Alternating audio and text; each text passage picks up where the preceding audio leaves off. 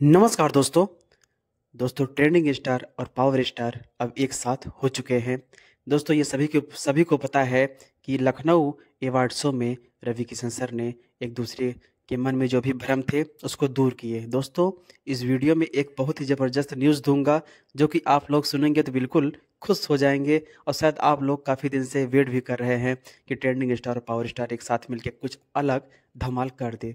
तो पूरी प्लानिंग के साथ में इस वीडियो में आप सभी को बताने वाला हूं। दोस्तों हाल में ही एक न्यूज़ की एक लाइव के माध्यम से पावर स्टार और ट्रेंडिंग स्टार साथ में बोले भी हैं कि अब मैं और पवन भैया बहुत ही ज़बरदस्त एक मूवी लेके आ रहा हूं। दोस्तों वो मूवी कहाँ पे शूट रखी जाएगी और कौन सी मूवी रहेगी, क्या रिएक्शन रहेगा मूवी का, दोस्तों आप सभी को मैं नेक्स्ट वीडियो में बताऊंगा। लेकिन ये आप लोग ये जान लीजिए कि बहुत जल्द एक साथ कुछ अलग होने वाला है। आप सभी को पता है ट्रेंडिंग और जब पावर एक साथ हो जाएंगे तो कितना बड़ा शॉट होगा भोजपुरी इंडस्ट्री में।